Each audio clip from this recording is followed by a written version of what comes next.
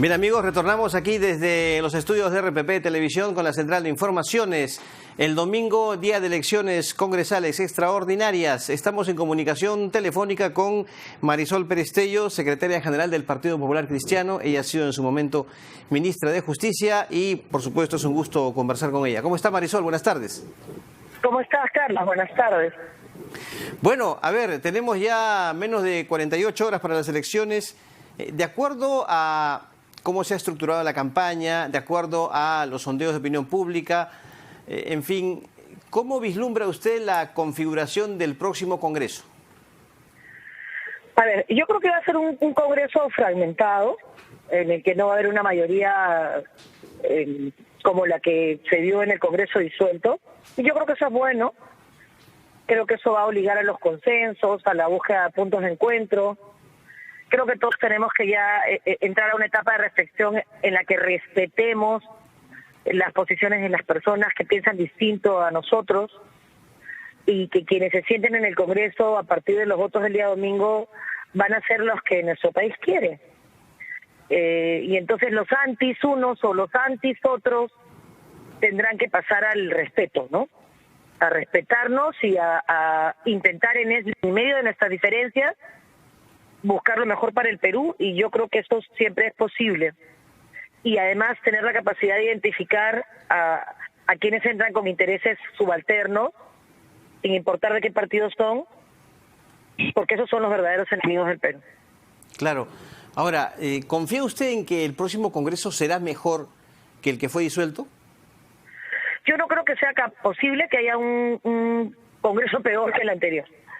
Y esto lo digo porque con una mayoría con la que se pudo hacer tanto, que fue usada en realidad para un mecanismo de reivindicación de un fracaso electoral, y las características en realidad del Congreso anterior no fueron tanto de ineficacia o de falta de expertise o de falta siquiera de compromiso, sino de prepotencia, muchas veces de blindaje, de falta de respeto a las instituciones y a sus representantes. Y yo creo que los que ingresen en este Congreso de cualquier partido, incluidos los de los partidos disueltos, tendrían que haber aprendido la lección. Claro, pero a ver, si analizamos el discurso y las propuestas de los candidatos al Congreso y básicamente de los partidos que formaron parte de la mayoría en el anterior Congreso, y tomando en cuenta los sondeos de opinión pública, ¿usted cree realmente que han aprendido la lección? Yo creo que hay una tendencia, de la que por supuesto yo no me he librado, a no pensar en el otro como un rival político que piensa distinto, pero con el que siempre podemos tener algo en común y hacer el esfuerzo en ver qué cosas tenemos en común y no nuestras diferencias, ¿no? O sea, yo he sido muy crítica del fujimorismo y soy muy crítica del aprismo, pero también creo que hay una juventud aprista y una juventud fujimorista y una juventud en todos los partidos que merece una oportunidad y que es consciente del deterioro de la política y los políticos. He escuchado, por supuesto, frases penosas de voy a ir a seguir fiscalizando. Esas cosas no nos hacen bien.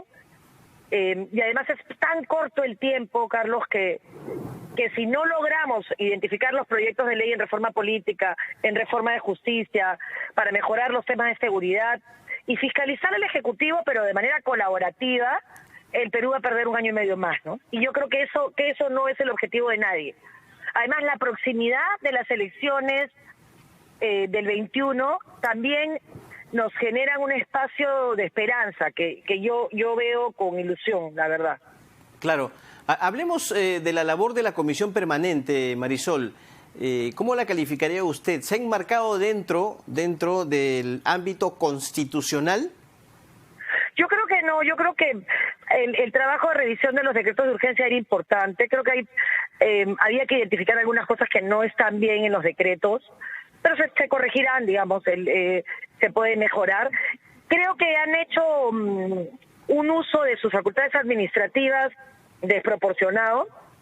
Todo este tema de los incentivos para personal primero, que son altísimos y que más allá de que efectivamente el Congreso tenía que reducirse, creo que no fue oportuno.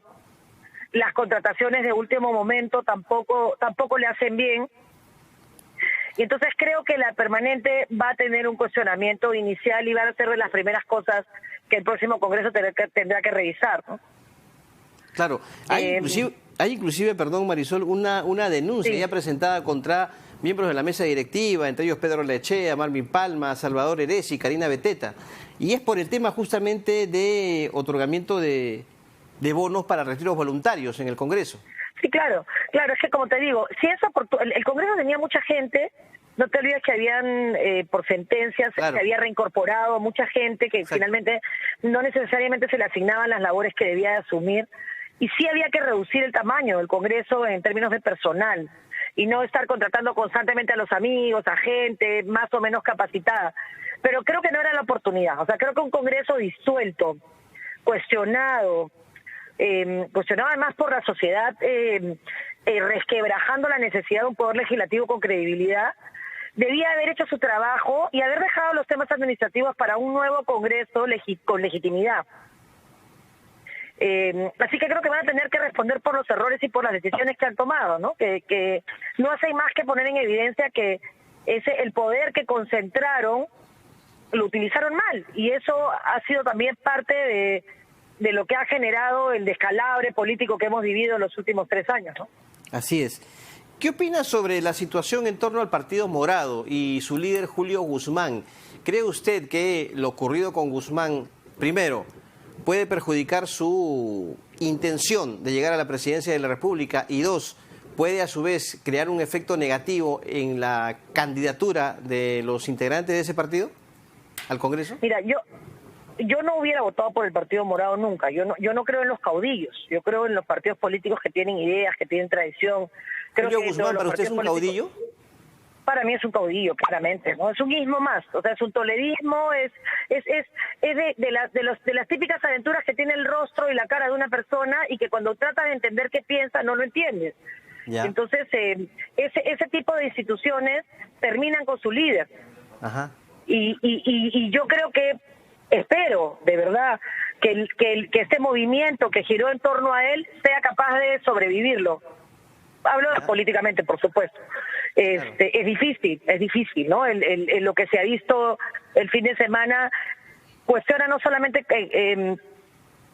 la conducta de vida de un político, sino que cuestiona otras conductas más, ¿no? Como dejar a una persona expuesta a peligro, más allá de las razones que puedan existir. Pero yo creo, Carlos, que esto tiene que darnos una oportunidad para guardar silencio sobre aquellas cosas que nos vuelven a convertir en anti, ¿no? Yo tuve una entrevista recientemente y dije, sí, yo no quiero que entre tal partido X, porque en realidad sí, pues esto nos exaspera, ¿no? O sea, todos los somos ciudadanos también, nos hemos visto llevados de los pelos por este último Congreso disuelto. Y yo creo que ya faltan 48 horas. Mañana hay silencio electoral. Respetemos a la gente que piensa distinto. Pero sí... Y hay quien votará por el Partido Morado. Y Julio Guzmán, terminado este proceso, espero, tendrá que tomar una decisión no pensando en él, sino pensando en las personas que logró ilusionar. Ya. Y en función de eso, el Partido Morado encontrará destino sin Guzmán, o él podrá superar esto, que yo lo veo difícil, pero en fin. Esa ya es tarea de él, ¿no? ¿No le ve ya, diríamos, posibilidades de llegar a la presidencia de la República, de ser candidato? Ojo que, usted sabe, en política no hay muertos, se dice, ¿no? Han habido personas que han asumido presidencias y han ganado elecciones, quizás en momentos más complicados. Yo me remito, por ejemplo, al caso Toledo, ¿no? Y el tema de la hija no reconocida. Igual lo ganó, pero en este caso... Sí, pero los tiempos han cambiado, Carlos. ¿Ya? La velocidad de las comunicaciones, ajá, la facilidad que uno tiene de recuperar memoria rápidamente con un botón, la imposibilidad de manejar la comunicación a través de los medios, porque hoy los medios no tradicionales te permiten encontrar la información con mucha facilidad. Ajá. Entonces yo creo que ahora la vida privada de un personaje público está al alcance de todos. Claro. Entonces, yo de verdad, yo deseo que esta elección terminemos de estigmatizar o de pensar que hay partidos que van a desaparecer o no, ¿no? De verdad, tenemos 1 año y medio para prepararnos para el Bicentenario. Y entonces hay que intentar, a pesar de lo dura de una campaña y de las arbitrariedades que puedan haber, ponernos por encima y ver, bueno, a ver, en medio de nuestras diferencias, ¿qué tenemos en común? Por lo que he entendido, Marisol, usted me confirmará o no, para usted, por el bien del Partido Morado, ¿Guzmán debería dar un paso al costado en su condición de cabeza de ese grupo? Yo creo que el Partido Morado tendrá que demostrar que es más que Guzmán. Ya. Y en este caso, si él desea continuar y su partido también lo desea, es absolutamente respetable, ¿no? Pero yo creo que hay que ser capaces de dar un paso al costado por las instituciones que queremos. Okay. Más allá de la razón o sin razón de los argumentos, ¿no? Okay. Pero no creo que uno deba enquistarse y pensar que es el... Más allá de Guzmán, hemos tenido casos de instituciones vapuleadas, como el Ministerio Público, por ejemplo, por alguien que no supo dar un paso al costado oportunamente, que fue el señor Chávarri, ¿no? Mira la diferencia del paso al costado que dio el doctor Duberly y cómo permitió que el Poder Judicial fuera encontrando cauce, ¿no? La última, Marisol, ¿cómo ve, cuál es la perspectiva de su partido en estas elecciones? Bueno, nosotros confiamos en el voto ciudadano, confiamos en que las propuestas y la agenda que se ha preparado con los candidatos y luego con un equipo técnico de primer nivel, liderado por Jenny Bento, que nos asegura que tenemos una agenda, que sabemos lo que queremos hacer, que no vamos a improvisar, que tenemos 21 proyectos ya listos que son públicos, nos va a dar la confianza de los ciudadanos en Lima y en todo el país. Tenemos gente de mucha calidad en Ancash, ahí el fiscal que hizo la denuncia del caso de la Centralita, en Tacna, tenemos a empresarios que son exitosos y que muy queridos. Creo que tenemos gente de primer nivel en Cusco, en todo el Perú. Ahora, así que esperaremos los resultados el domingo con mucha tranquilidad. Esto de pasar por el polígrafo, ¿cómo puede la gente del PPC hacerle creer o convencer a la población que no se trata de un gesto, diríamos, oportunista? Mira, yo esto te lo voy a contar porque me pareció importante que lo sepan y te agradezco la pregunta. Yo usaba el polígrafo mucho en mi ejercicio privado como notaria y además como ministra también. Okay. ENCO, la señora Ampuero en su momento, pasaron polígrafo y los dos lo pasaron exitosamente. Usamos el polígrafo para conmutaciones de pena en el penal. 6 fueron liberados y 6 no pasaron el polígrafo y no fueron liberados. Esta es modernidad y tecnología. Lo usa la UIF, lo usan instituciones privadas que manejan fondos. Porque te da un nivel de veracidad que te permite ser un filtro respecto de corrupción, vínculos con el narcotráfico. Y lo que el partido son situaciones distintas a la de ahora. Estamos en una campaña electoral. Por eso le pregunto. Pero lo nuestro no está en la campaña electoral. Tenemos un proyecto de ley y es por eso se ha hecho el polígrafo.